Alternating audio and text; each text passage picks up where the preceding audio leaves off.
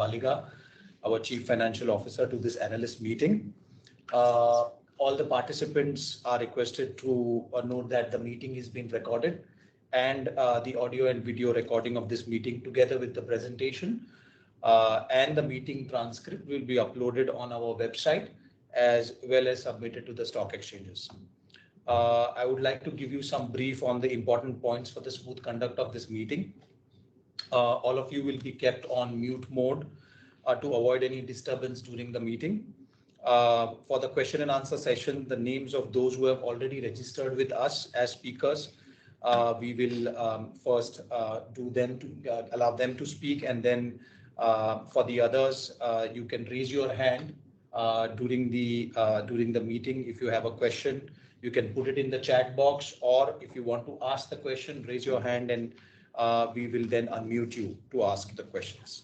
Yeah. So now I request Mr. Mohan and Naren Baliga to present on the company's financials for the quarter and half year ended 30th September 2022 and take us through other related topics connected therewith. Mohan, over to you. Thanks, Manohar. Very good afternoon to you, and thanks for joining us today. We will try to run through this presentation between Naren and myself in the course of the next half hour. I will try to give a little bit of our perspective on how the market's developing, how the economy is developing, and our own company in the course of this, and I'm open to any questions that you have. What you see here is a picture of a recent groundbreaking ceremony that we had for our polyurethanes applications development laboratory, which we will be constructing here at our Thane site. And it's essentially a commitment from our side to the growing demand that we have in the polyurethanes industry. So we're not just investing in the assets, but we are also investing in application development, which is a cornerstone to enable our customers do well, understand their challenges, and develop new products and applications. So this was a groundbreaking we had a few weeks ago, and this facility should be operational in Q1 of 2024. You might have read the press release on this, but I think it's important that you understand that we're not just investing into assets that are manufacturing, but we are also into research and development and joint development with customers, which enables us to have a deeper penetration into the Indian market. Before I go further about the customary forward-looking statements, only the matters in public domain will be discussed at this meeting. We do not provide any forecasts or future business situation, and also we do not comment or give guidance on future results or business outlook. That said, during the course of this, I will talk about the economy and how we see the economy at present, what we can comment. Starting with safety, I must say that 2022 has been an excellent year for BASF India Limited. You can see that the numbers are largely green, a few yellows, but again, no work-related injuries in the context of any fatalities. Also, the LTI rate has been well within the norms of the BASF, and a few first aid cases. But what's encouraging is the near miss reporting still at high levels, where the people are conscious of any unsafe act or unsafe actions and keep reporting it. And it is this culture that enables us to have a high safety standards. And I must say that even within our Asia Pacific region, we are the top performers when it comes to safety within the BASF group. So I thank my colleagues for making sure that we have this good safety record also this year. That maybe a little bit about what happened in the first half of this financial year, and I try to give a little bit of perspective on the various industries that we are active in. Let me start with the automotive industry. Automotive industry is a large portion of our portfolio, and this has been the best year for the passenger vehicle segment. It's an all-time high. The projection is we will end the year with 5 million cars being produced in the country. The previous best year was pre-COVID in 2018.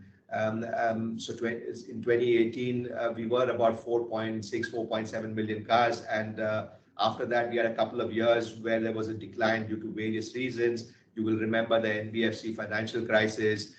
You will remember the change from Bharat 4 to Bharat 6. And then, of course, the COVID-induced and the chip shortage, which had an adverse impact on the passenger vehicle segment.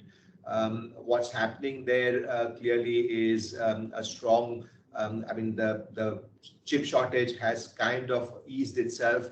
The supply chain shortages are also reduced. And what you see is the automotive OEMs are manufacturing at high levels, and the demand for products is fairly high coming from the automotive segment.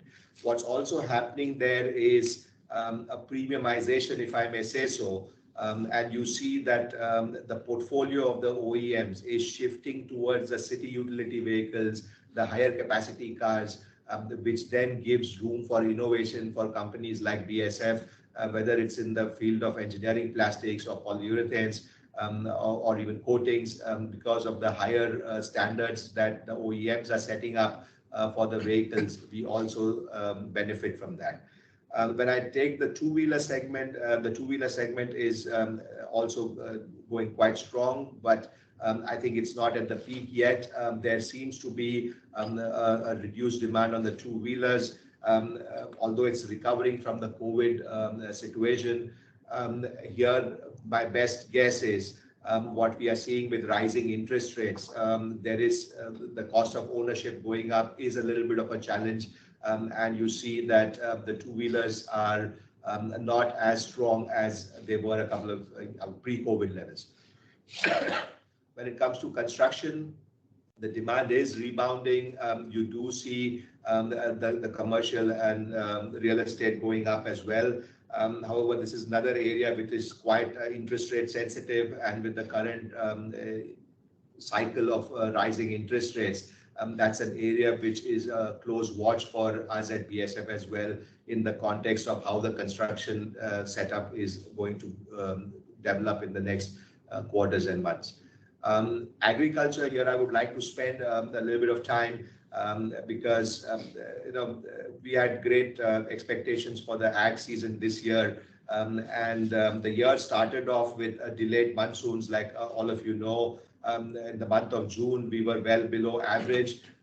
Then came July, where there was excessive rains in many parts of the country, resulting in overall the rainfall being well above average.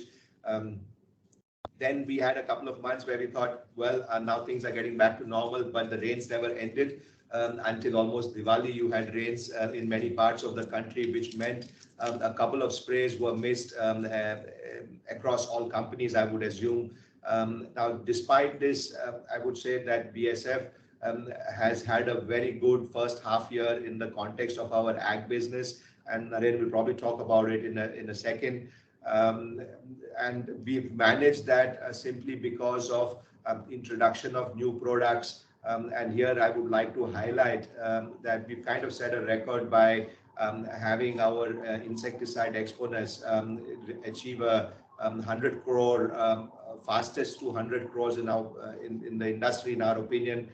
We achieved a 100 crore sale in flat 131 days, which was a spectacular performance for a brand new product. So new product introduction and having a very good preparation across the portfolio have enabled us to have an excellent first half of the financial year in the ag business. Now, I've been traveling a little bit across the country and meeting various channel partners and farmers in various parts of the country across crops. And the there are a couple of things which I observed during my trips. First of all, the expectation for the Rabi season is quite strong from rural India and the farmer community, especially because the water levels and the reservoirs are quite full. There seems to be a positive outlook for the season coming up. In terms of challenges that I see, there is what has fundamentally changed during this COVID and post-COVID is the credit system that operates in the farming community. Apparently, the financing, the microfinancing through the retail setup or the retailers in the crop protection industry is not as high as it was before. The risk-taking appetite there has declined a little bit. And I think personally, my takeaway was that this has impact not just on the agricultural setup, but what you see as an FMCG marginal slowdown is because of the fact that the farmers are having to self-finance a lot more than what they did in the past. As a consequence, I think the disposable income in rural India is a little bit impacted, and that's what we see also in FMCG. I mean, we've read the reports from various companies in that sector, and there seems to be some pressures. Of course, inflationary pressures are also there, but this credit pattern in the ag industry, in my opinion, seems to have some impact on the FMCG industry as well. Now, what you see on the FMCG and consumer durables, yes, there is inflationary pressure, and you see it's flat overall if you take at a country level. However, the premium appliances are driving growth, and that again comes from the metro cities and the tier 2 cities. I would say that's where you see demand which is quite strong in the consumer durables. In the chemical segment, I'll talk about it again towards the later half, but principally what we have seen over the course of the last 6 months is very volatile pricing. There have been commodities have been quite volatile in the last 5 to 6 months, and that has had impact and margin pressures across the chemical industry. However, the specialty chemicals industry has shown positive growth in the country, and I mean, as BASF, you know, our portfolio, we are spread across the entire chemical segment, and we have seen that the specialty chemicals seem to have a rather robust demand in the first half of this year. Overall, the manufacturing sector is strong, and we've seen that to be a positive development and a positive impact on demand overall in the first half of this financial year. With this, maybe I pass it to Naren so that he can lead us through the financials, and then maybe I'll come back later and talk about how do I see the months coming.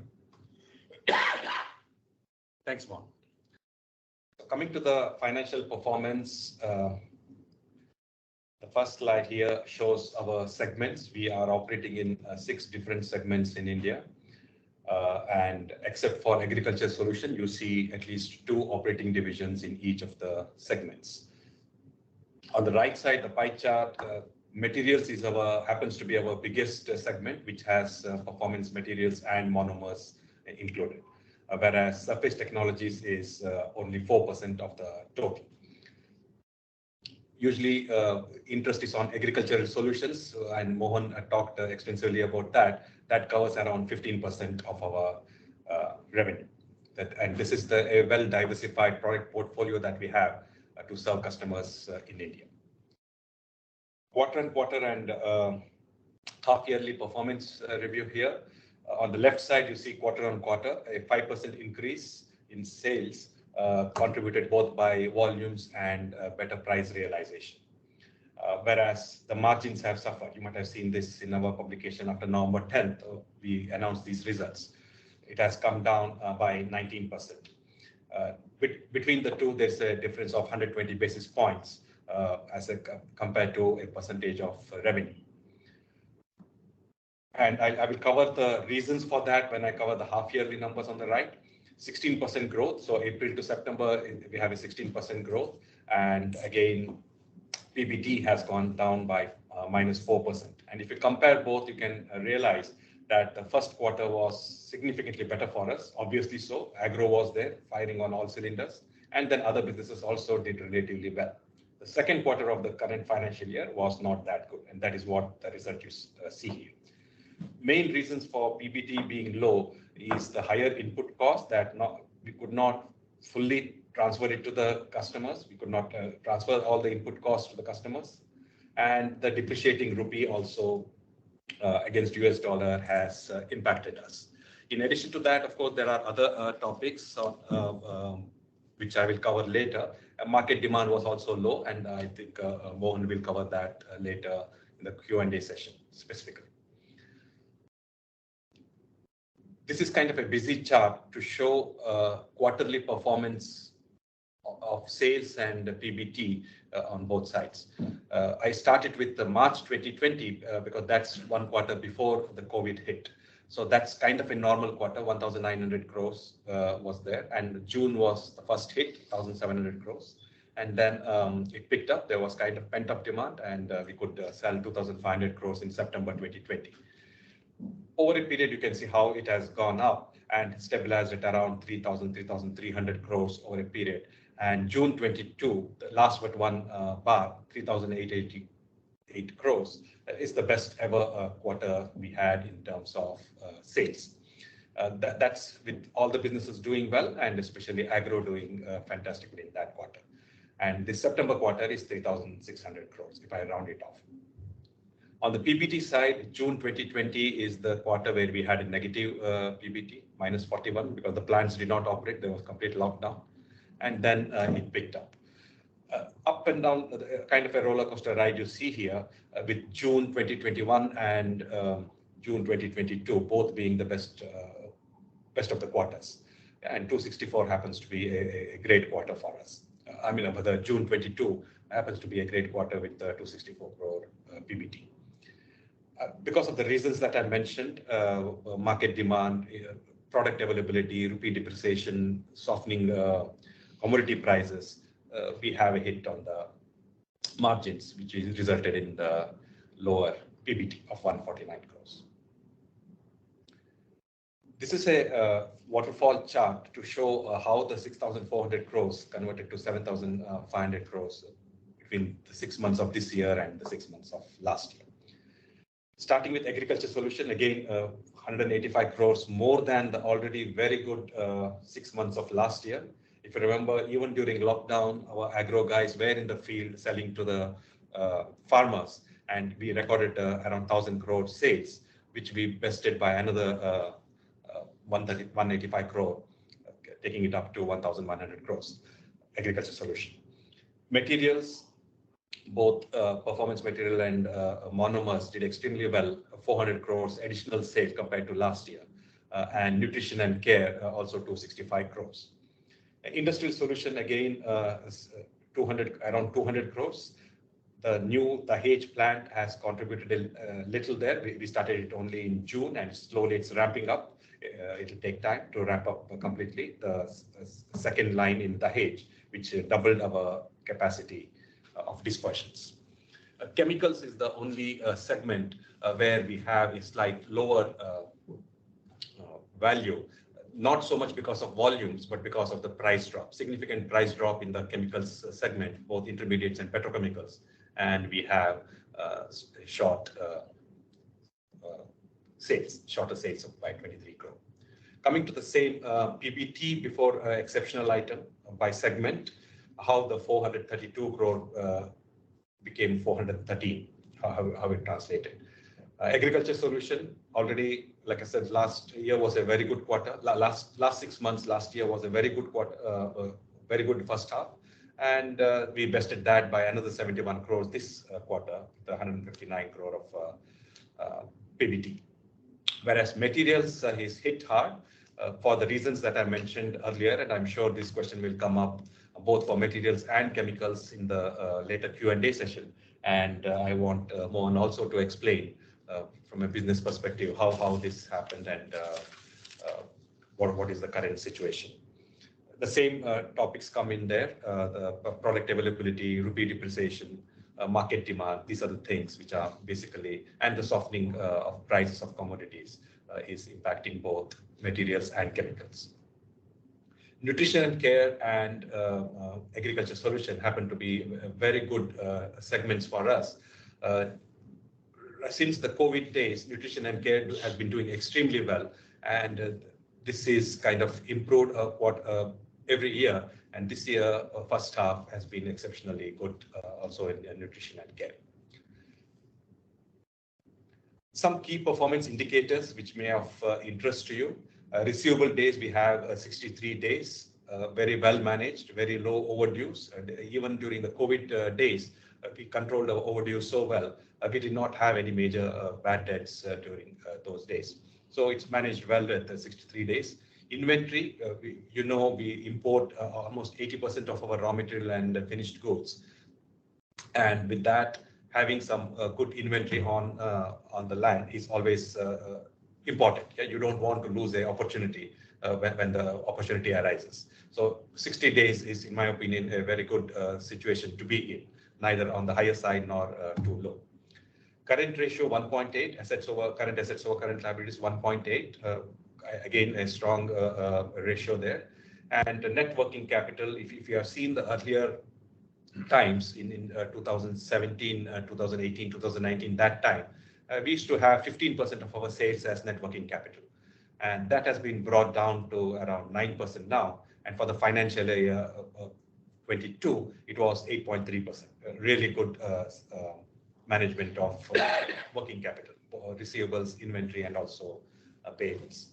On the right side, operating expenses, this does not include cost of material. The raw material and packing material is not included here.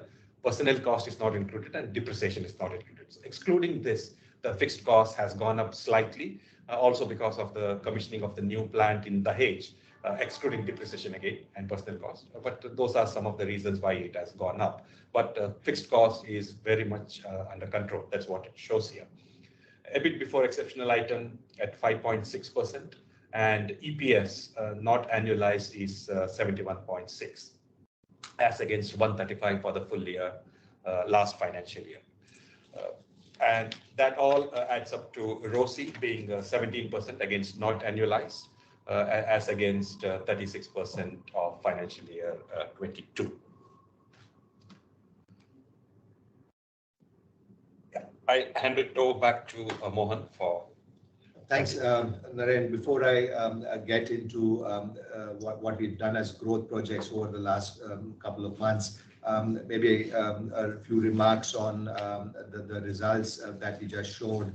I mean, the question on chemicals and materials, I mean, you would have probably followed the BASF group analyst presentation as well. There has been a sharp decline in commodity prices, whether it is the petrochemicals or the chemical monomers or the intermediates, part of BASF's portfolio. The significant decline in prices. Typically, when that happens, customers also delay their procurement so that they can take advantage of the declining prices. So what you see there clearly, these are the two segments where we also had lower results than the previous year's first half, purely coming as a consequence of declining prices. And obviously, in the declining price environment, the time between when we buy the product and sell has certain implications. And also from a raw material perspective, the delay in transferring prices has an impact. So that's what you see as the decline in results from the chemicals and materials segment. In the other segments, you see clearly that the ag business has done really well, and that has been on account of growth in volumes, new products being launched, and better margins across the portfolio. Industrial solutions also has had a positive development, as was visible in that chart. Maybe I go back for reference. And in the case of surface technology, we're still negative. You would remember about a year ago, I mentioned to you that we are working on improving, especially our coatings business there. And you can see quarter on quarter, we have improved our performance. It's still not out of the woods, but essentially it's been about increased presence at the customers. It's been about price increases and keeping the costs under control there. And slowly but steadily, we are seeing a positive development in our coatings business. And I'm pretty confident that in the coming quarters, we should be able to, again, have a positive number rather than a lower negative number that I'm showing here at this point in time. So overall, you can see that the ag, industrial solutions, surface technologies, and nutrition and care all did better than the first half of previous year. And the material segment and chemicals were impacted by a sharp decline in commodity prices, which happened during the second quarter of this financial year. That said, we are keeping the inventories rather low of these products to avoid any kind of write-downs based on net realizable value.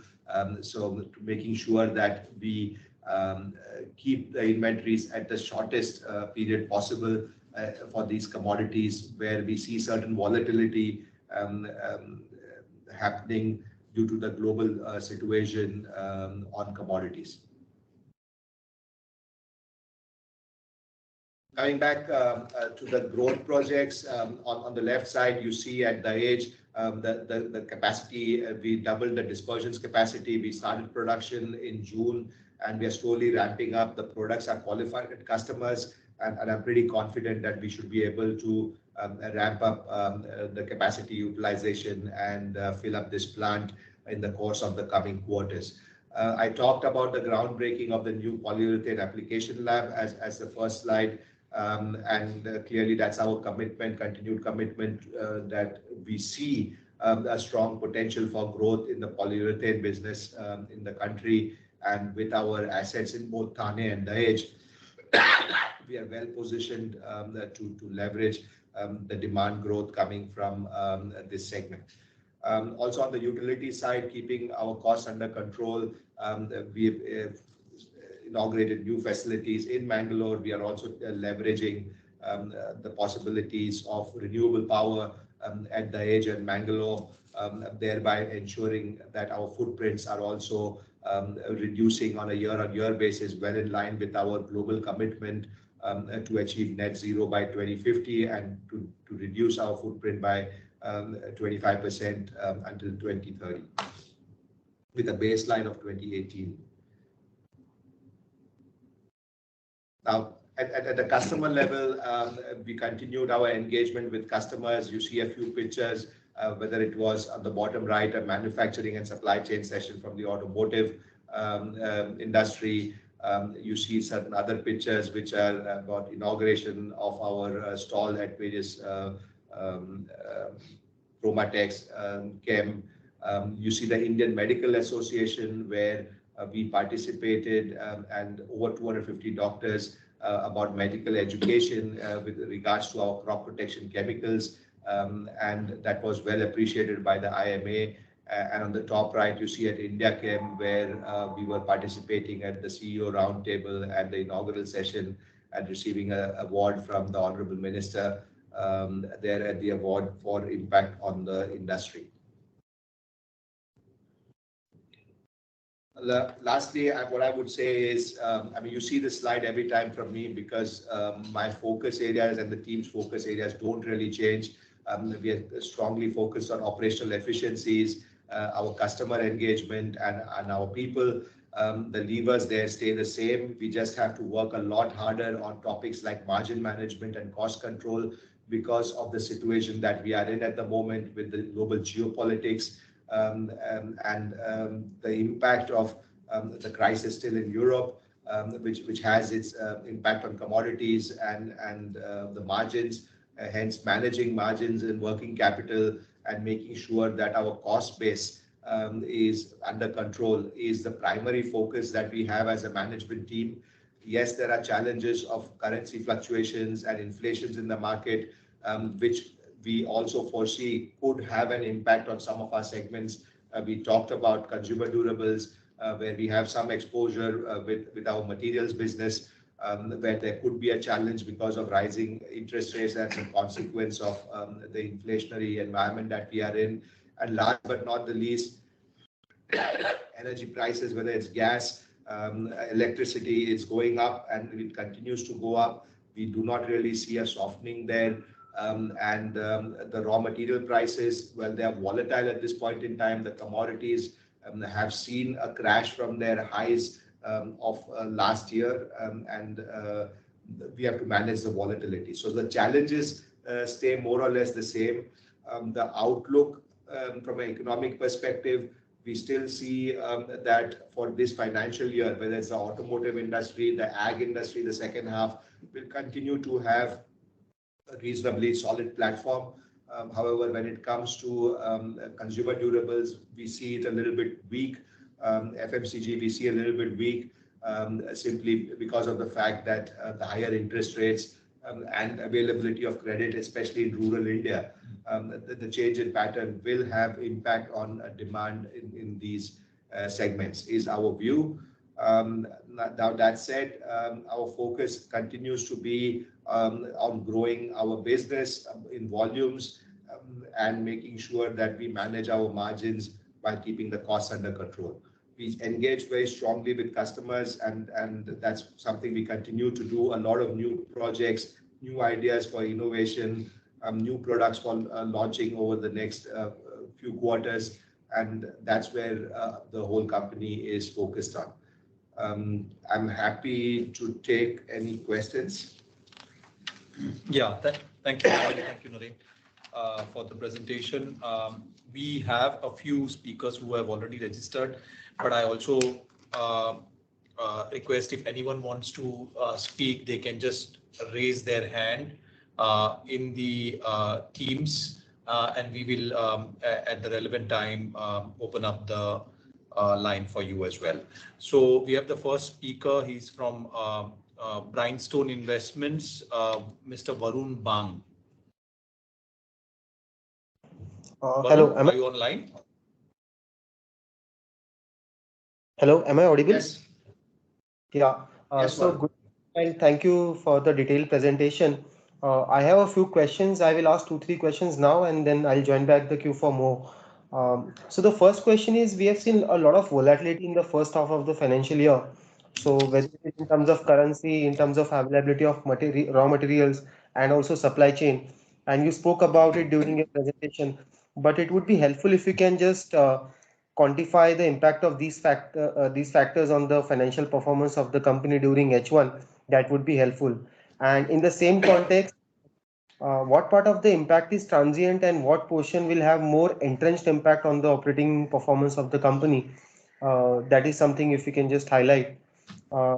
Second question is how, given the how situation is evolving in the Germany, how it is impacting our operations in India from A, our cost competitiveness, B, continuity of supply, and C, our future expansion plans in India. So how are you dealing with this situation? And third question is on agrochemical segment. So we've reported strong performance in that segment. If you can just highlight reasons for this performance and also talk about the pipeline of products and share business prospects going forward. Thanks, Varun. Maybe I answer in reverse order. Firstly, on the ag segment, like I mentioned, we had a very good preparation for the season. Our product placements were good. We also had the launch of 2 new products which contributed significantly to the growth. Like I mentioned, the product Exponus, we had 100 crores within 130 days. That's kind of a record for us, if not for the industry overall. And even our other product, Westnet, in the sugarcane market also did reasonably well. So the 2 new products added quite a bit to the overall growth, and our existing products as well. Through efficient planning, supply chain, you know of all the crisis that in terms of shipping availability and so on, but the team did a fantastic job to ensure that our products are available in the markets. And also from a technical perspective, our people were out there in the field conducting several farm trials, also through digital media, through Facebook Live, and so on, to make sure that our presence and reach in the market is quite good. And we believe we've done a lot better than our competitive environment in the domestic market for agrochemicals. And that's a pretty solid performance going forward.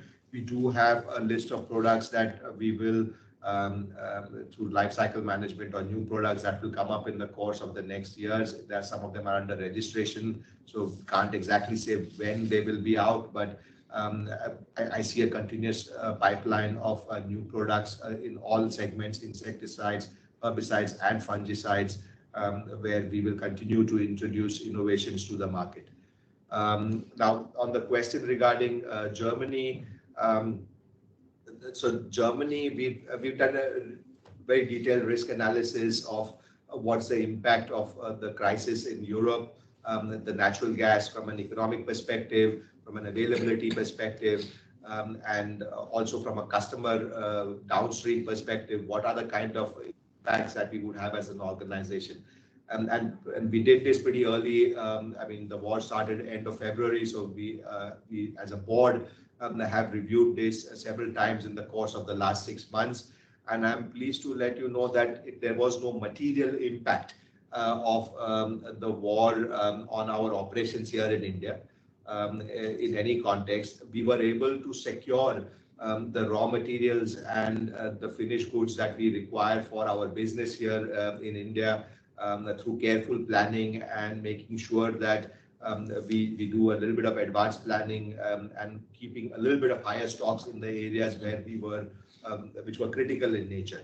Now, coming to the price impact, it's not just an India impact. What you see, the consequence of the expensive natural gas in Europe led to a commodity spike all across the world. I think with the exception of the United States, gas prices across the world have gone up. And wherever one could replace gas with other energy sources, one has done that. But when it came to building blocks where gas is used as a chemical constituent, there you don't have much of an option, and you have seen inflationary pressures across the value chain where natural gas is a raw material. And here we've been successful in passing those costs through. In some cases, there have been delays, but overall, we've been quite successful in passing through the inflationary environment caused due to gas prices in Europe. Manoj, remind me the first question.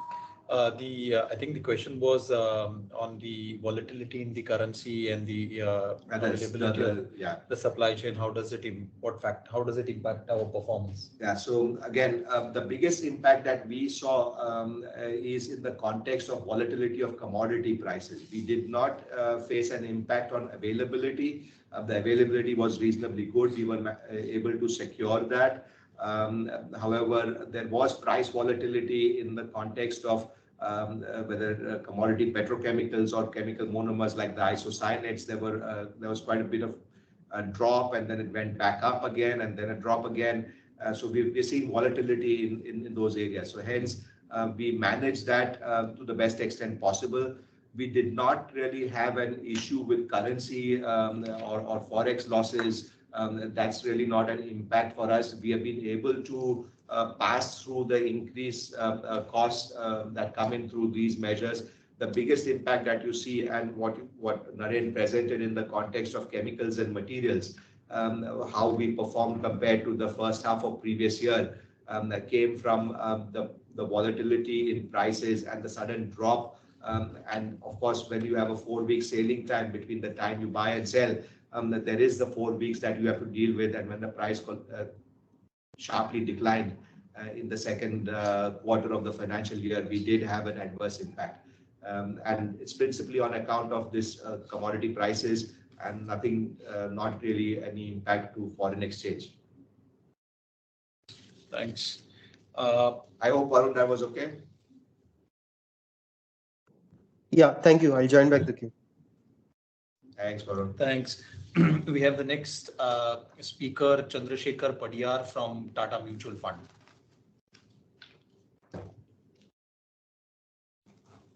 Yeah, Mr. yeah, Patia? thank you. Good evening. Yeah, can you hear me? Yes, yes, go ahead. Yeah, great. Okay. Thank you and good evening, sir. I have a few questions. Maybe first a generic question, actually. Since you've taken over as MD, you've been highlighting your focus as a profitable growth and you've actually delivered amazing performance. In FY23 first half, profits are there, but growth is missing. And in your presentation, you still mention profitable growth. Do you believe the second half can pick up on the base of last year? Second half looks a bit lower, so maybe you may deliver a growth this year as well. But still, I thought I'll check on this. This is a generic question. On a specific questions, your trading portfolio is pretty large, and in an environment where growth is slowing down and commodity prices being as volatile as they are today, how easy or difficult is it to pass on the higher commodity prices in a slowing environment? And going forward, let's say over the next 6 months, would you be able to pass on and manage to maintain margins in the trading part of the book relative to last year is the question that I had. The third is on care chemicals.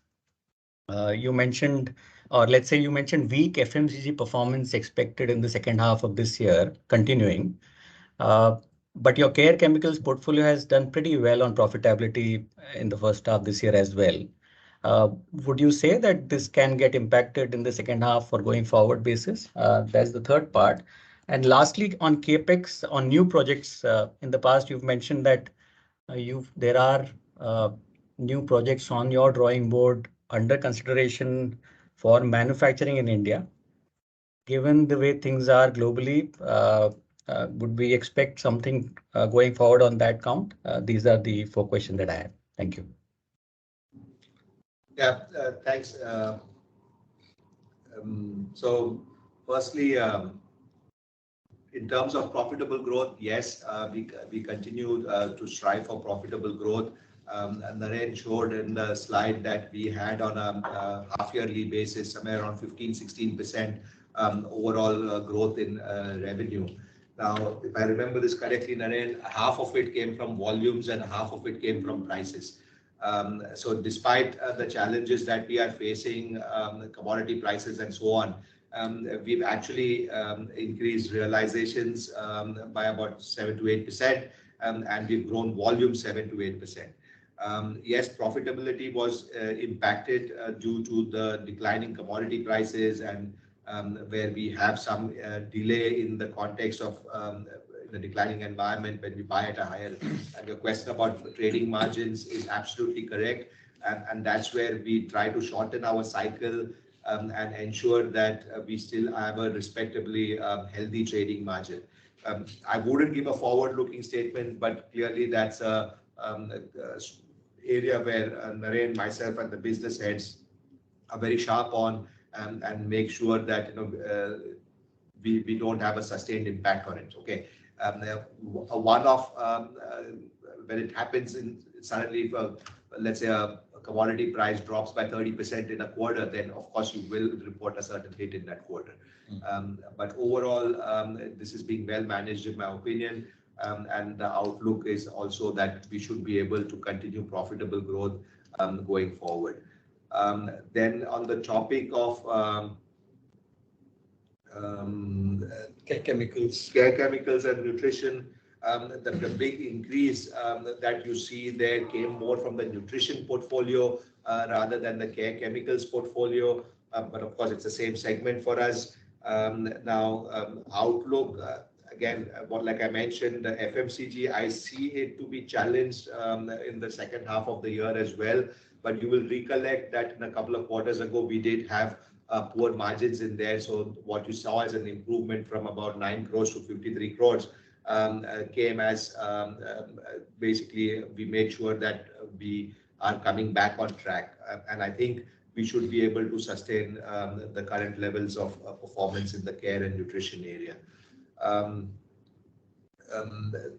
Regarding CapEx and investment in India, it's an ongoing exercise. where we continuously review the market, what's the opportunities for BASF, where there is critical size for us to evaluate investments. And this is a regular exercise that I do with my BASF global management as well.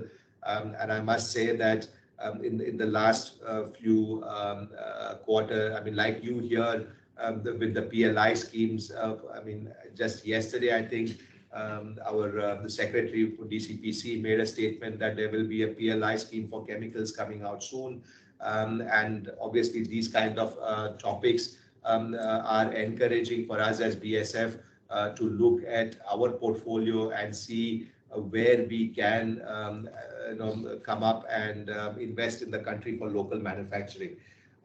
That said, I don't see a situation where BASF will have 100% local manufacturing and no, I mean, even in practically every country, you will see a significant amount of that traded goods because BASF believes in building plants which are world scale in size, and then there is, you can't build one in every country. Then based on what the strengths are of the country, how the demand pattern is, we build for local market, but always 20 to 30% will also have exports coming from the local markets as well.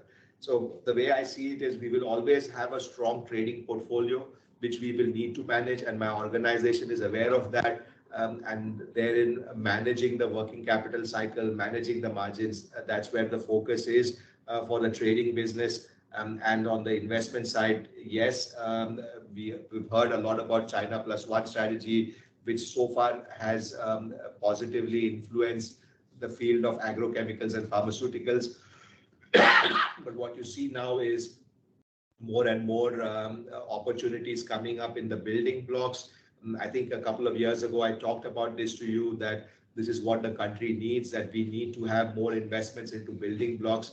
And I think now comes a time when these opportunities will come up. And like I mentioned, the statement from our secretary, DCPC, on the chemical side, a PLI is something we look forward to, what comes out in that announcement, and hopefully it also benefits our own portfolio. Okay, thank you, Mohan. The next speaker, Mr. Bharat Seth from Quest Investments. Hi, thanks for the opportunity and congratulations, Mr. Mohan and team.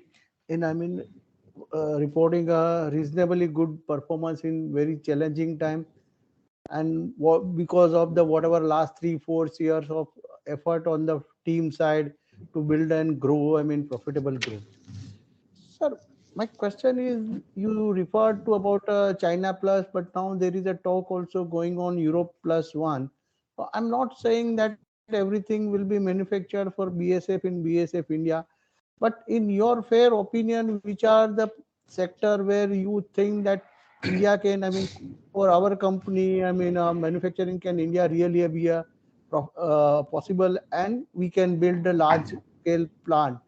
And second thing, on AgChem side, can you give some more color on the product pipeline and how do we really see from those products, to contribute, because agriculture is a most priority for even government in India also to improve the productivity, and which are the products that you think can really play a better role. And NutriCare, of course, we have doubled the top line. Reasonably 20% is contribution is coming from the overall business. So do we think that in NutriCare, can we really put up a manufacturing? Thank you, sir. Yeah, thank you, Mr. Seth, for your questions. So on the context of portfolio for potential investments, that is, we always evaluate that. At the end of the day, it's about how the industrial setup in the country is developing and where it gives opportunities for BASF portfolio. So I can't give specific products today that this is what we are evaluating or this is where we will invest. As and when we have a decision at our board as to which areas to pursue, we will inform you and the stock exchanges at that point in time. Then when it comes to the ag business, I did mention that we do have a pipeline of products, whether it's insecticides, herbicides, or fungicides, all three, which we have a robust pipeline, which we are going to launch in the coming years. To say the least, I mean, we are quite positive and optimistic about the business and the demand for our products in the years to come. Which sectors we see where we can go for local manufacturing? I mean, in general, as that's again, like I mentioned about the industrial growth in the country. I see a few areas where we already are present. So, for example, when it comes to serving the automotive sector, when it is in the construction sector, here we are already present with our current investments. Now, looking at building blocks, how that develops and where we get critical mass to have a global scale plant. Till today, the way I see the chemical industry is when it comes to refineries, when it comes to cracking, when it comes to upstream polymers, we do have global scale possible in the country, and you see a lot of investments. If you followed the McKinsey reports at India Chem, and PwC as well came up with a report. The investments that are lined up by various large corporates is in the field of refineries, is in the field of crackers, is in the field of upstream polymers, and the mid segment, which is where the BASF portfolio is. We still don't have the critical mass as a country, and I can tell you the same example. 20 years ago in China, it was the same discussion. But then as the industrialization, as the Make in India thing develops further, you will see that there will be global critical mass for some of these building blocks as well. And that's when it gets interesting for BASF's portfolio. So we're not there yet, and which is where BASF is continuing to evaluate that situation. And when the time is right, you will hear more from us. And lastly, you had this question on Nutri and Care. Whether we can invest over here. Well, again, you can't just have an isolated investment. It's part of a value chain. So you need more possibilities in the context of overall development. We have invested in the care chemicals business, for example, with our plants in Dahej. And as and when we have an opportunity, we will review that and see whether we can further localize the manufacturing in the country. But for now, I think we are in a good space with our portfolio where we are, and the focus is clearly on making sure that we grow the market so that in future we should be in a position to invest. Thank you very much, sir. If with your permission, can I take one more question? I mean, sure. Sir, on agri-chemical, also I understand that our large almost everything is 100% imported. So are we evaluating anything on ag chem side, local manufacturing? We are evaluating, like the rest of our portfolio. We are looking at our ag segment as well, both in the context of our active ingredients as well as formulations. And like I said, whenever we come to a decision on those topics, we will communicate to you along with SEBI. At this point of time, it's under evaluation. We think the ag market is quite an attractive market, and that's something which we will come back to you as and when we have come to a decision. Thank you very much, and all the best. Thank you, Mr. Seth. The next speaker is Rohit Nagraj. He's from Centrum Broking. Rohit. Yeah, sir, thanks for the opportunity. So first question, Mohan sir, is on the segments which are showing some kind of a demand contraction on a QOQ basis. So which are the sub-segments which are showing demand contraction in a domestic context? And I mean, what are the particular reasons why these particular segments are showing demand contraction? Thank you. Yeah, thanks, Rohit. I mean, the demand contraction we largely see in the chemicals space, in the commodity space. And I think a big element of that is people expect a declining price environment. And typically what happens is in a rising price environment, people tend to stock up because you benefit from the inventory gain. And in a declining price, every customer of ours is trying to avoid an inventory loss. So they cut down the inventory levels significantly. So I see that the big commodity chemicals that we have is seeing a certain decline in demand, principally coming from inventory correction to a large extent than the end demand. Now, to some extent, we do see, like I mentioned, the FMCG, which is then somewhat reflected in our portfolio as well, that we see a slight decline in demand, or let's say a very low growth rate in some areas. But the big ticket items like agriculture, automotive, construction, here we continue to see very robust demand. Right, so got it. So second question is in terms of, I mean, you travel across, different countries and, Asia. So what is the sense in terms of the exports demand? Are we looking the exports demand somewhat stabilizing or getting impacted because of the global issues? I mean, there's a generic question from the exports happening from India because we have very limited exposure to that particular segment. Thank you. Yeah, so you're right. We have very limited exposure in the context of exports. But now overall, speaking from a chemicals perspective, I think the exports are quite robust. I mean, if I look at purely just the ag chem sector, many of our peer companies which have a significant higher exposure in the context of global markets, whether it's Europe, North America, or South America, they have actually reported much better results outside of the country than in the country.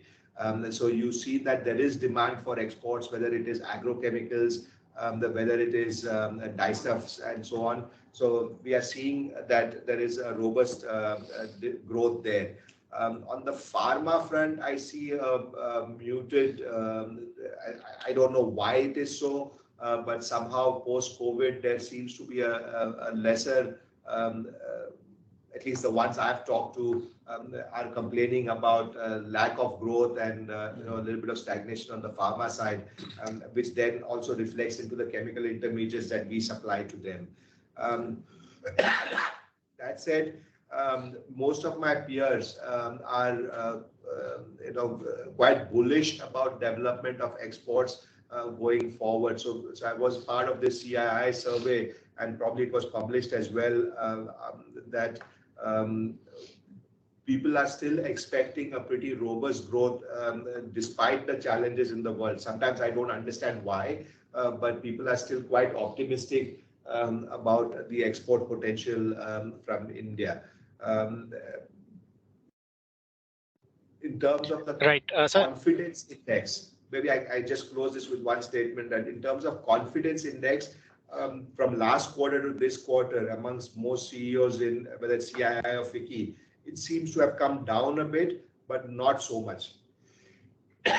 Yes, please, well, go ahead. Yeah, just one last question, if I can squeeze in. In the initial remarks, we indicated that about 80% of our raw materials and merchandise products are imported. Now, given that the rupee has depreciated quite a bit, will this have any impact on the domestic demand, given that the prices of these products will certainly increase? And an allied question to that, these products, I mean, some of these products must be coming from our BASF parent in Germany. Will there be any challenges to source those products because of the unavailability of maybe natural gas feedstock in there? And currently those products are manufactured in lesser quantities. Thank you. Yeah, so on the second part, we haven't faced a challenge in the context of securing our raw materials or traded goods from our parent company or any of our group companies. That's been very well managed with careful planning and supply chain. And wherever we've had an issue, we've been able to mitigate that with the various measures that we've taken. In the context of demand, you are absolutely right. And it's not just an India topic, it's a global topic. I mean, whether you read the minutes of the Fed, I mean, they want to tame inflation as well. And they don't mind having a demand contraction as a sacrifice to tame it. So that's what the Feds are telling you. Now coming to India, yes, there will be inflationary pressure as a consequence of rising the feedstock prices across the value chain. You see that, I mean, every automotive company is raising prices. So there is inflationary pressure across various parts of our consumer portfolio. Even as private individuals, you and I think, are paying for vegetables, for anything that you buy, you pay more than what you paid a year ago. So the inflation is there. Whether this now is having an adverse impact on demand, well, economics tells us, yes, it will have an adverse impact on demand. But so far in my portfolio, I haven't seen that, which is why we have reported an 8% growth in the first half of the year. Now, going forward, how will that impact in the next years is something which we have to see how the quarters develop and how much the interest rates goes up in the context of consumer financing. And most important question towards this time of the year, which all my employees ask me as well, is what will the company do in the context of inflation? What will be the salary increases next year? Where across the corporate world, if salary increases meet inflation, then I think the demand will stay. If salary increases are below inflation, then we'll have a challenge. Right, sir. Got it. Thanks a lot for answering all the questions and best of luck. Thank you. Thanks, Rohit.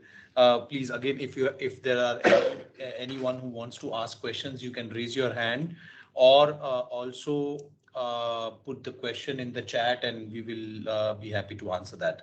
The next speaker is from FSSA Investments, Masira.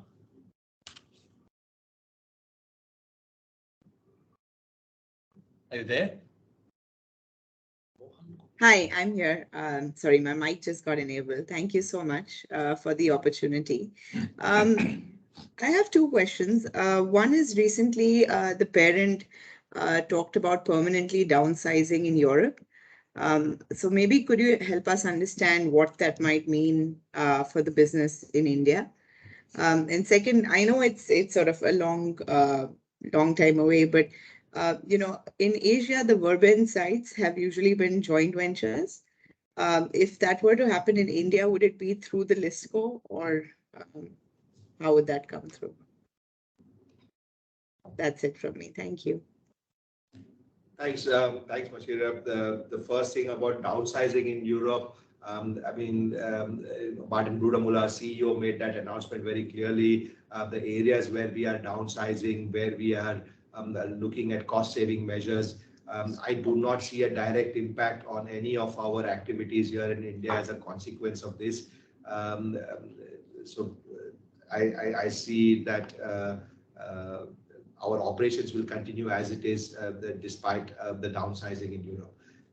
Now, what's more important is what happens to our facilities, how are we cost competitive coming with production out of Europe, and what kind of mitigation measures we as a company need to do to ensure that our supply lines for our raw materials and our traded products are cost competitive for the Indian market. And here mitigation measures are taken at a global level as well as at a local level to ensure that we get, the war's been on now for 9 months, and I can clearly say that none of our supply lines have been disrupted during the course of this year. And I'm pretty confident that we will maintain pretty good availability of our products and raw materials for our plants and customers going forward as well. On the question whether if there is a JV as a Verbund, whether it will be from the listed entity, I think it's like you correctly mentioned, it's too far away, and I wouldn't speculate on that today. Got it. Sorry, I can't. Fair. And just sort of, sorry, I think you've been asked this in many different ways, but just expanding on the first question, with the way you're trying to manage your inventories and traded goods, do we see more opportunity for India to do more? I think that would be very helpful to understand. when you say for India to do more means India to invest into local manufacturing. Is that what you mean? Yes, exactly. You know, the philosophy for BASF in terms of its investment is that we invest for assets for the local market. We do have exports, which we opportunistically export to make sure that we have high loading of our plants, because when we invest for a few years, so that the plant gets filled in 3 or 4 years. So typically we have some export opportunities. Now, like I mentioned before, the question is within BASF's portfolio, which lies somewhere in between the entire chemical value chains. The critical size is very important for us, and that's where I think whenever we reach the Indian market gives us an opportunity to invest, BASF will invest. But at this point of time, it's not like, you know, we have a cost situation in Europe or we have a challenge in Europe, so now we will invest in India. That's not how BASF works. We need to have a situation where the markets provide us adequate demand, a possibility to be economically competitive with conditions of raw materials and utilities, and then overall a sustainable framework coming from the government. So I think the framework from the government over the last few years has significantly improved. When it comes to cost competitiveness, yes, that's under discussion in various aspects, whether it's feedstock, whether it's energy. And lastly, when it comes to the size, wherever we have seen that there is size for investments, we have invested locally, and also going forward, that will be our principle. So we will keep evaluating opportunities within our portfolio. When do we have the opportunity to invest locally? Thank you. That's really helpful. Thank you, Masira. The next speaker is Rohan Gupta from Nuvama Group. Yeah, hi, sir. Good evening and thanks for the opportunity for letting me ask the question. Sir, first of all, congratulations on a group BASF as the leading chemical company and sustainably performing almost third year in a row, where we have seen historically the profitability of the company has been quite volatile, and this is probably the third year where the profit growth has sustained on the absolute basis. Sir, my question is, maybe you may find it quite repetitive, but sir, it's a surprise for me that BASF globally is a leading chemical company, and thankfully you have a presence in India. You have operations in India with a quite diversified product basket. We have seen, I mean, at least the industry outlook or the many chemical companies outlook on the domestic as well as in export market, whether in specialty agrochemicals, intermediate manufacturing, is quite promising, quite robust. That is getting reflected in the many companies getting very aggressive in a chemical capex plan. So if you see that most of the chemical players have accelerated their capex plans in last 3 to 4 years and going massively because they see that it's a never seen opportunity for them in a chemical industry, not only just domestically but as exports opportunities as well. I wonder where is a disconnect between the BASF and other domestic players who see that there is a huge opportunity for them, and even the players like BASF giving them the comfort, or a buyer, and I don't want to name every company, but a global innovator and global companies giving them the comfort that yes, go ahead with the capex and we will buy from you because we want to reduce our dependency from China or the Europe crisis and all. And here, even our own baby, I mean a global BASF's baby sitting in India, almost sitting silently, just only generating cash, huge cash inflows, piling up. I'm on a cash inflows, while you may have a huge opportunity to invest in India, even have a huge financial availability from your parent company, debt-free balance sheet, a significant cash flow generation, and the most important thing is the capability and also your own parental advantage where you can do a lot of job work or work for them. I know I have taken a long time in explaining my questions, and pardon me for that. But sir, it's a big disappointment for me that where is the disconnect? Why we don't see this kind of optimism even the BASF India, while many domestic players are so gung-ho on this opportunity. They say it's a once in a decade opportunity. So I just don't know who is right, or we are just getting too conservative about it. Thanks, Rohan. Thanks for that question. Life is not so black and white as you describe it. The point is, when BASF, you talked about companies like BASF and Bayer talking to the local players and let's say contracting certain molecules or manufacturing. I presume you are talking about segments like the agrochemicals. I mean, that's probably a strategic decision by BASF from a technology perspective that this manufacturing will not be done by BASF, but will be outsourced. It might have been outsourced to China. It might have been outsourced to certain players in India. And if BASF as a group has decided to outsource something, it wouldn't outsource it to BASF India because there is a certain reason why it goes outside of the entity. Whether it is technology, whether it is cost competitiveness, we can always discuss about it in all individual cases. But this contract manufacturing that we do with third parties is a group decision, and there is good sense why it is done that way. Now, like I've tried to explain this several times to several people, the challenges that portfolio like BASF faces in India. Like I mentioned a few minutes before, people who are in the refinery and cracker segment and cracker downstream into polymers, that is polyolefins or polyester PVC, for them, there is sufficient opportunity to invest. Over the last 5 years, a lot of capacities have been added. And I would hazard a guess that over the next 8 years until the end of this decade, we will need probably a cracker every year and its downstream polymers as an economy. Now, when it comes to the extreme downstream, what you refer to, whether it's ag or whether it is pharma API synthesis,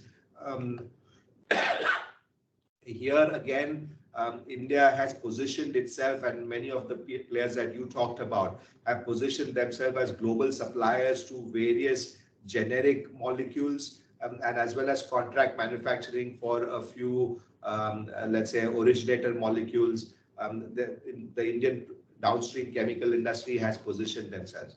But during the COVID, you also realize that many of these companies have challenges because they need to buy building blocks either from China or from Europe, and this became a huge challenge during COVID, during supply chain crisis. Now, when you look at BASF's portfolio, we are somewhere in that in-between space. Any big investment from BASF, whether it is in the chemical segment, whether it's in the chemical intermediate segment, or in the monomer segment, which are the larger things. If you look at our overall segment structure, in the material segment, we are well invested, whether it's engineering plastics or polyurethanes, and this will be incremental investments every time there's an opportunity. In the industrial solutions, also you see us having invested in dispersion and pigments, and also in the performance chemicals. Now, the key issue is for these big building blocks, whether they are in the petrochemical segment or the monomers or the chemical intermediates, which is where all the big commodities sit. That's where it becomes interesting for BASF. I think we still have some time to go before India becomes a market large enough for an investment of BASF size there. I hope I answered your question, Rohan. Yes, sir. That answers few part of it. I fully understand that it will not be as in black and white as you rightly mentioned. Just one small clarification. In agrochemicals segment, we have seen a huge jump in profitability in the current year. Just wanted to understand that what has led to these changes in a margin improvement in the agrochemical business. Is there any particular product driven, or in overall that we have benefited from the backward integrated, or I mean, what is driving this profitability? It's a combination of factors. Firstly, there's a portfolio effect in there. So certain products, new products, like I mentioned, now going forward, we further look at new products.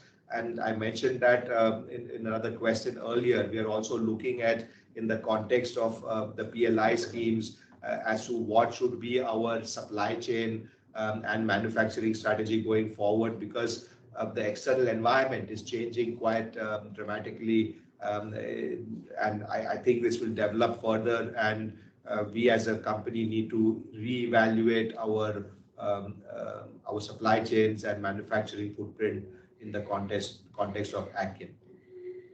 And we will do that. So when there's something, we will come back and announce, but as of now, it's at an evaluation stage. Thanks, sir. Just last from my side, I'm sorry. On CapEx front, I didn't get you. So if you can give some number and guidance that what as a group you are planning to invest or cumulative over next 18 months or 2 years time frame. So at the moment, we have a few CapEx projects running, and they are around 100 crores, order of magnitude, over this time frame that he talked about. That's in, but that covers a lot of things. I mean, it is replacement, it is repairs and maintenance, upgrades of several plants, some debottlenecks. So it's a combination of several projects. It's not like one large project which I can make an announcement. But like I said, let's come back to you when we have more news, and as and when we do have a decision, we anyway publish this out in the open to you. Absolutely. Wherever we have. At the moment, it's a lot of debottlenecks and energy projects to improve our energy footprint. Those are the kind of CapExes I'm having. We just expanded our capacity on Celastro. We expanded our capacity on dispersions. We also did something on the engineering plastics and polyurethanes. We do have capacities available at this point.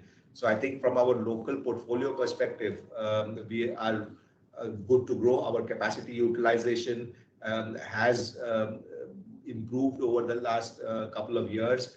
And we are at a point where we have to now evaluate whether we need something more. And when we have something, we will come back and announce it. But in the cash flow in the first half, your capex number only talks about close to just 32 crore rupees investment. So I don't know if that is a part of this current year, and you are only looking 100 crore rupees kind of total capex. A company of 1,000 crore rupees EBITDA with the 100 crore rupees investment looks quite meager. That was my earlier question was also that. So either we will be waiting to hear more aggressive plans from the company whenever in the due course. Because I mean, that's what I mean. Ultimately, your industry is a capex-led industry. Until unless you don't invest the money, probably we will not see the growth. So that was my question. Was even in a first phase also where I tried to explain that where is the capex? You are generating huge cash flow. Why the company is not investing in future? So that's it from my side. And thank you very much, sir, for being so patient and answering all the questions. Thanks, Rohan. Thanks, Rohan. The next one is Chintan Cheda. He's from Quest Investments. Chintan? Yeah, hi, good evening, and thanks for the opportunity. Sir, I have one question on the Agri Solution segment. So how many products we have launched this time for the winter crop? Because generally what happens is that Q3 is the weakest for us in the agri chemical solutions, and there we end up reporting loss in Q3. So what is the outlook for this time? So I won't give a forward-looking statement on what's the outlook on profitability for Q3. But the two products that we launched earlier this year, so one was in April and the other was in June.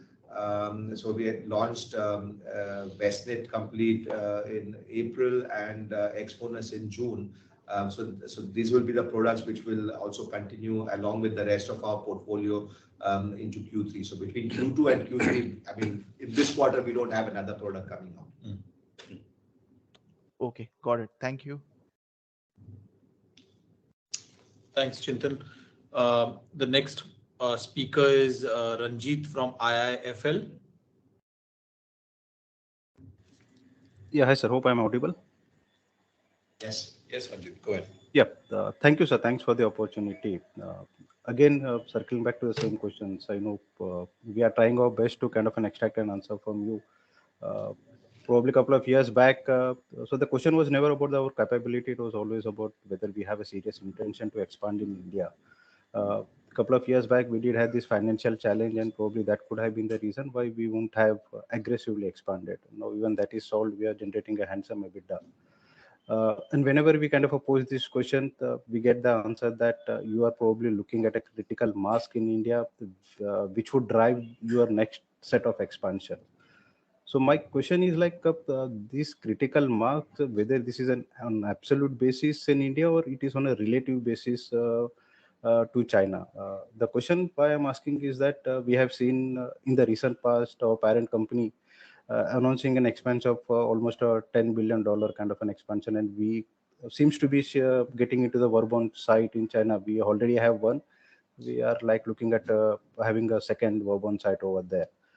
So if these are the kind of investment that we continue to do in China, so if our decision is on a relative basis, then we will continue to have this gap on the critical mass, the make versus buy kind of a decision. If we, as an Indian entity or at the parent level, we want to get into, I do see that it would be a delayed thing, probably on a foreseeable future. I don't think we would be entering into that critical mass if we tend to compare it with make versus buy. So just wanted to get your sense. How do you see this critical mass, whether this is on an absolute India basis or it is always been in comparison with our Chinese investments? Thank you.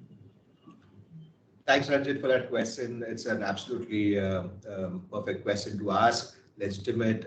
So the comparison always is what's a global economic scale of investment versus the domestic demand. So it's an absolute comparison of that. So particular technology needs a certain scale to be commercially viable.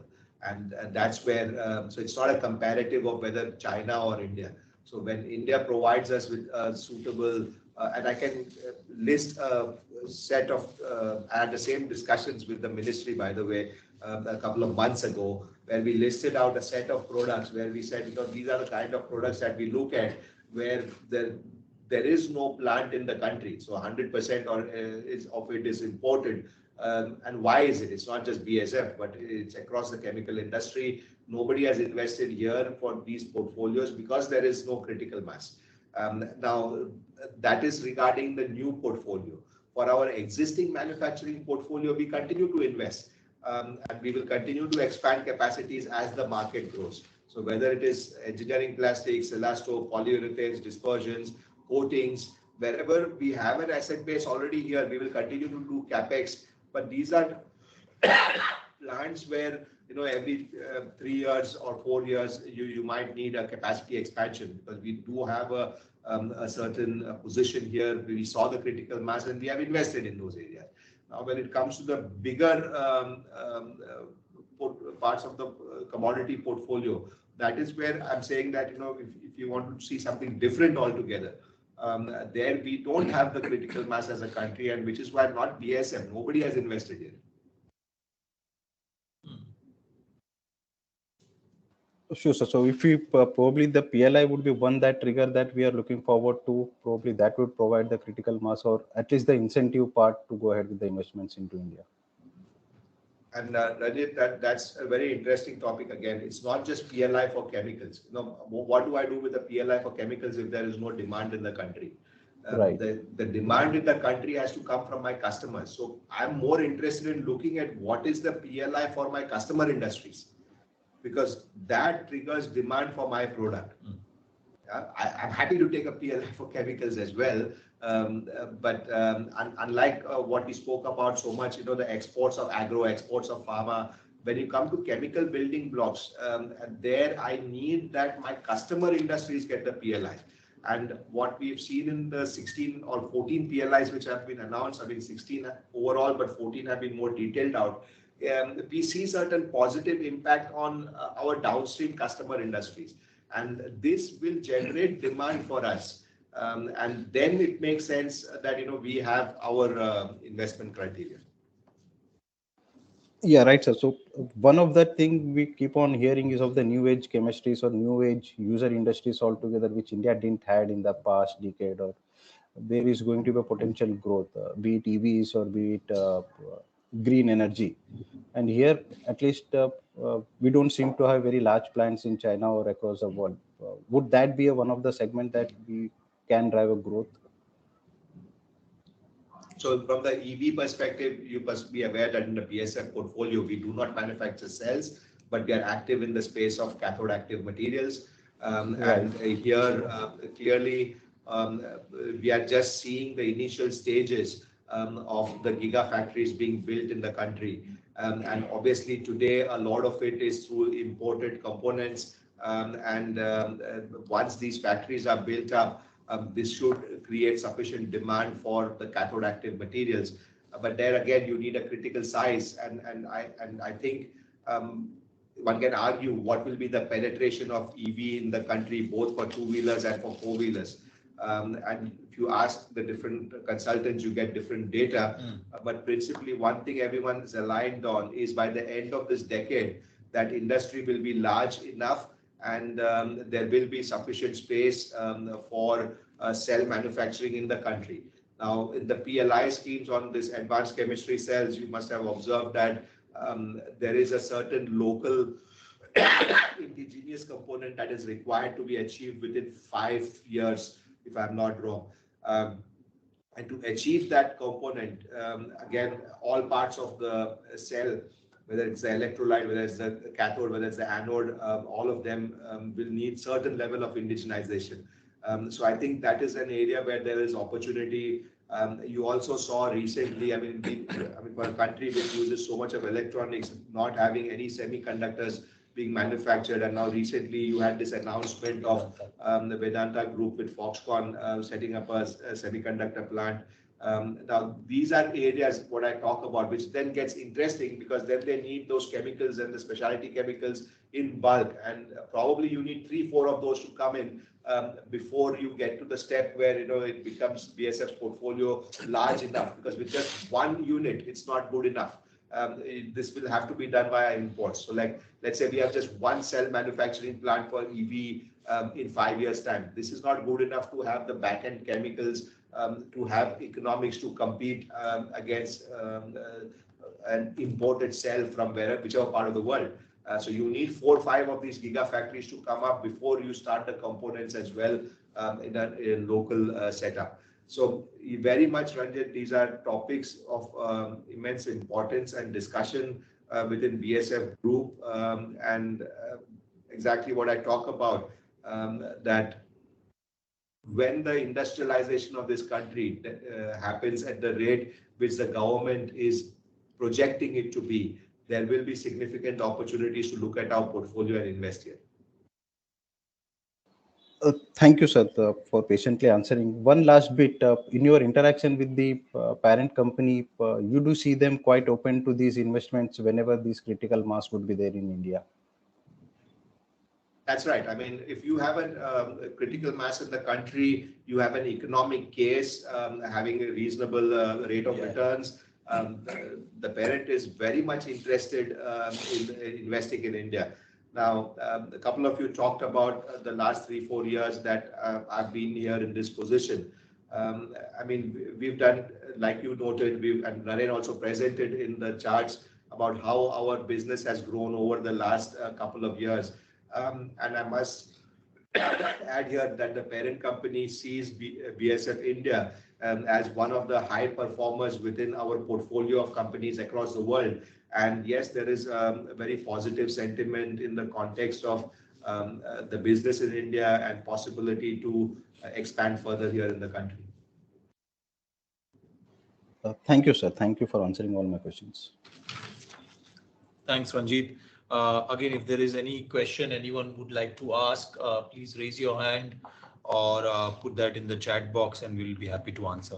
There's one question, Mohan, which has come from one of the analysts, and this is: which segment do you see in our portfolio in a 2 years horizon, which has an optimistic outlook, and which are the ones where you see they may go slow.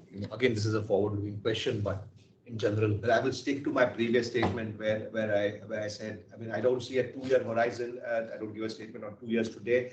But at the moment, what we are seeing is the automotive segment is quite positive in the country, and the outlook from the automotive industry is also positive. A lot of new car launches, also the premiumization of the cars that I'm talking about, the two-wheeler industry. Also, this is quite positive, the development, and many of our segments have some kind of inputs in the automotive area. And there I see a positive outlook also going forward. I see ag as a positive development over the next couple of years. We see the industry doing well, and also we have a few products, I mean, which are under registration. The new products coming out will have a positive impact. So these are two things which I can talk about. The others, I mean, it's more short term. Okay. Any other questions from Varun? Are you there? You had some other questions which you wanted to ask.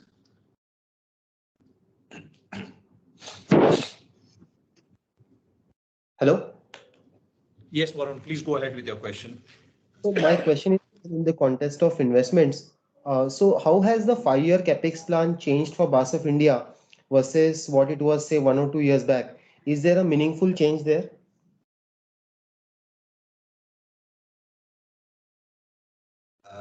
Meaningful is a very relative statement.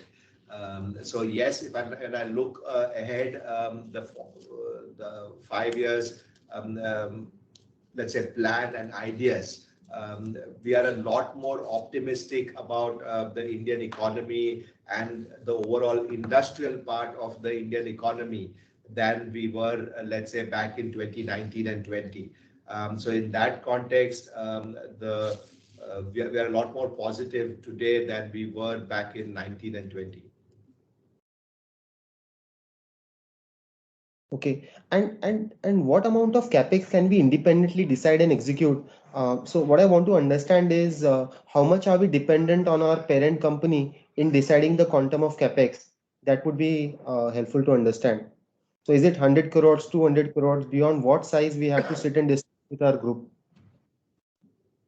Well, that's I mean, globally within BASF, anything over 25 million euros requires a board approval from our parent company. Correct. 25 million euros is the threshold. Okay, all right. Yeah, that's it from my side. All my questions have been answered. Thanks, Varun. Thank you. So there are no more questions from the chat, and also there are no hands raised more. Good. Then, if there are no further questions, sincerely thank you. I mean, it's always nice talking to you, and you know, I really get some interesting questions, which kind of sets me thinking about what to do. So, in principle, thanks for a lot of support and guidance. What I get from you also is areas where I should focus a little bit more, and thanks very much. And I see that if I can summarize today's discussion, is that you are happy with our performance over the last years. However, you would like us to look at more in the context of what do we do for investments and future growth. So that for us is homework. So thank you very much for all those inputs, and look forward to talking to you again. Have a nice weekend. Thank you. Thank you.